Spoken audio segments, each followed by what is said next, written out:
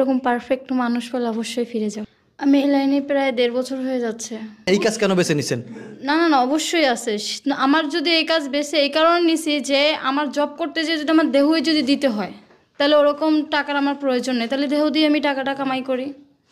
আসসালামু আলাইকুম ওয়া রাহমাতুল্লাহ। আপনারা একটি ভিডিওর অংশ বিশেষ দেখেছেন, মানুষ কোন পরিস্থিতিতে গেলে এমন কাজ বেছে নিতে পারে। আমি বলতে পারি, বাংলাদেশে তো অনেক ধরনের কাজ রয়েছে, সেই কাজগুলোর একটি কাজ বেছে নিলেই তো পারতেন।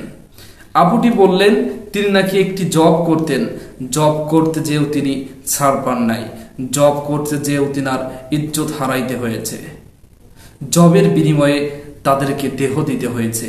তাই তিনি বললেন, দেহই যদি দিতে হবে তাহলে কেন জব করে দেহ দিব, তার থেকে ভালো হবে দেহ দিব আর টাকা ইনকাম করব।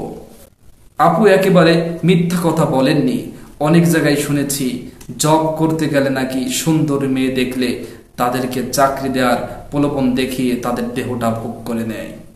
এরকমের কিছু মানুষ নামের জানোয়ার রয়েছে, তারা সব সময় এ ধারণার সুযোগ খুঁজতে থাকে। তবে মানুষ যদি ভালো থাকার চেষ্টা করে সে অবশ্যই পারে। এদেশের হাজারো মা বোনেরা পদ্মা সহকারে তারা বিভিন্ন রকমের কাজকর্ম করছে, তাদের হাজার কষ্ট হলেও তারা তাদের দেহটা অন্য কাউকে বিলিয়ে দিতে চায় না। বাংলাদেশ আগের তুলনায় অনেক সচেতন হয়েছে।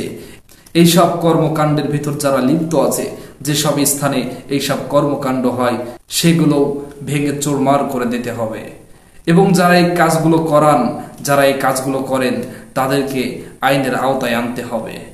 তবে আপুটি বলেছেন, ভালো যদি একটা ছেলে পান তাহলে তিনি বিয়ে করতে চান, তার জীবনটা পরিবর্তন করতে চান। আসলে সোশ্যাল মিডিয়ার সামনে, ক্যামেরার সামনে কতটুকু আপু সত্য কথা বলেছে তা জানি না।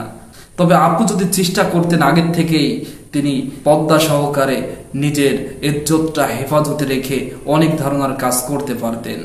যাই হোক না কেন, আপু যে কথাটি বলেছেন, আল্লাহ তাআলা যেন তিনাকে কবুল করে নেন।